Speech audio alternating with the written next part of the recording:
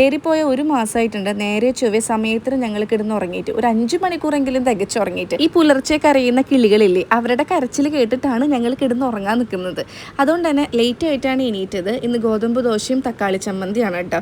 എപ്പോഴത്തെയും പോലെ നമ്മുടെ സ്ഥിരം സബ്സ്ക്രൈബേഴ്സിന് അറിയായിരിക്കും ഞങ്ങളുടെ ബ്രേക്ക്ഫാസ്റ്റ് എന്ന് പറയുന്നത് പുട്ടും ദോശയും ആയിരിക്കും. തക്കാളി ചമ്മന്തി ആയതുകൊണ്ട് തന്നെ ചോപ്പറിലിട്ട് 2 സെക്കൻഡ് കിറന്ന് കാണിച്ചപ്പോഴത്തേനും സംഭവം എല്ലാതും റെഡി ആയിട്ടുണ്ട്.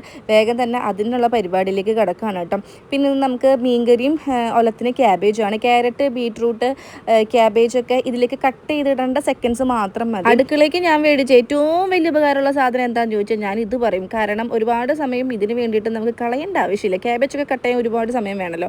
ജസ്റ്റ് ഒന്ന് പ്രസ് ചെയ്താൽ അമർത്തി കഴിഞ്ഞാൽ ഗർന്ന് പറഞ്ഞ് കറിയിക്കോളും. അപ്പോൾ ഇഷ്ടപ്പെട്ട ഫുഡ് ആയതുകൊണ്ട് തന്നെ നമ്മുടെ ഓരോരുത്തരായിട്ട് ക്യൂ നിൽക്കണതാണ് നിങ്ങൾ കാണുന്നത് കേട്ടോ. പുട്ടെന്ന് കേൾക്കുമ്പോഴേ ഇവരെല്ലാവരും ഓടിപ്പോവും. ഇവർക്ക് ഇഷ്ടമല്ല പുട്ട് കഴിക്കുക. പക്ഷേ ഇവർക്ക് ദോശ ഭയങ്കര ഇഷ്ടമാണ്. ഒറ്റയ്ക്ക് ഇരുന്ന് കഴിക്കുന്ന ഒരേ ഒരു കാര്യം വെള്ളയപ്പം അതേപോലെ ദോശയും മാത്രമാണ് കേട്ടോ.